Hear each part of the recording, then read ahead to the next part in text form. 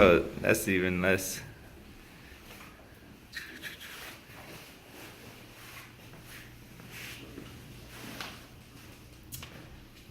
What would you do if you went to get a new car or a house and somebody told you no?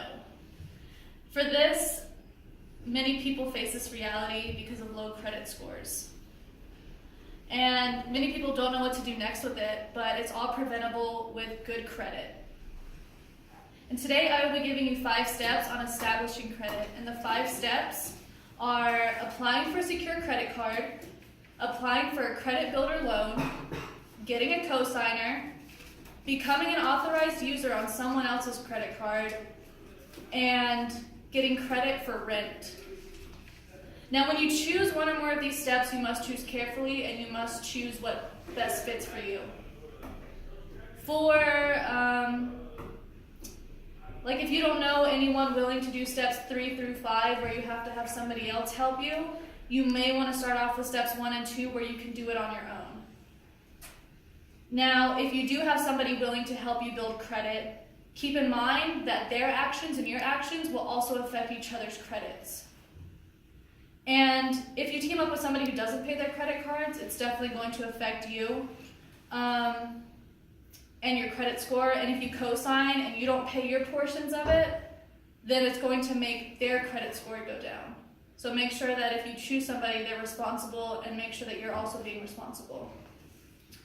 Now I will go a little into depth about these steps. Now, applying for a credit card can be easy and difficult at the same time. It's easy to do because they only need a certain amount of information, but it's hard because there's so many credit cards to choose from. So you want to make sure you choose a credit card that best fits you. I know for the holiday season, traveling is coming up. They have travel cards. If you want to buy gifts, they have store cards. So just make sure you do your research on those before you get one. And specifically when you apply for a secured credit card, you're going to want to back it up with a cash deposit. This isn't a normal credit card, so the cash deposit will usually be the same as your credit, and that's how you build your credit from it. And next is going to be applying for a credit builder loan, which is exactly what it sounds like. And they're offered at credit unions and community banks. And the money that you borrow is held by a lender in your account until you pay it off. And then the loan is released to you. That way, you can still build credit, but make sure that you don't miss any payments at the same time. Now, another step is getting a cosigner, and it's a great way to build credit easily. Obviously, just make sure that you get somebody responsible. And keep in mind that a cosigner can also pay for the amount loaned to you. So if you get your father to co-sign for you, he can pay off your debts. But we don't want to do that because that's kind of irresponsible unless they're willing to do that for you. And make sure they're reliable, and make sure you communicate because their name is on the loan too. So it's not just you doing this. Next is going to be becoming an authorized user on someone else's credit card. This means that you basically don't have to do anything. As long as your name is on the credit card and they're paying it off on time, you're building your credit while they do all the work. This is probably one of the easiest ways. But like I said, you want to make sure that they're responsible and they pay everything off because it could affect your credit in a bad way if they don't. Usually you would choose somebody like a family member or a spouse to do this with, and it doesn't obligate you to pay for your own debts. And you want to make sure that when you're doing this, your efforts aren't for nothing, because there are some credit cards that won't read that as your credit score kind of thing. So it's only certain credit cards that will allow you to build credit from this. So you want to make sure that that the credit bureaus are getting reported that this person is paying off their credit card for your credit report. And lastly, getting credit for rent. Now, this can mean anything like apartments, furniture, electronics. If you go down to errands, you rent stuff from them.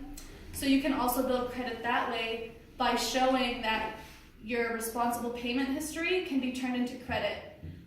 Some places don't do this. It just really depends on the credit bureau that you go through, but it can also be put into your credit score for something that you're already doing. Now, how do you check your credit score? There are different websites that offer credit monitoring for free. My personal favorite is Credit Karma, and also sites like NerdWallet are also free credit monitoring. Now, keep in mind when you pull your credit through a company like a car dealership, a store, it's going to pull something called a hard credit or a hard pull, meaning that this is going to stay on your credit report for the next 2 years. So you want to keep in mind that that may affect your credit score and it'll go down just a little bit, but after 2 years, it's going to go right back up. So you don't want to go Black Friday shopping and get credit cards at all of these different stores, rack them up, and then get all these hard pulls because your credit score is going to go down. So be responsible whenever you start getting hard pulls on your credit.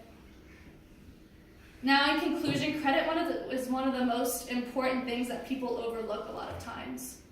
And then credit is important when it comes to big purchases and applying for credit cards. My personal favorite way to build credit is to get a credit card like a store card, buy something like a few clothing items or groceries, and then immediately pay it off and just let that credit card sit in your account.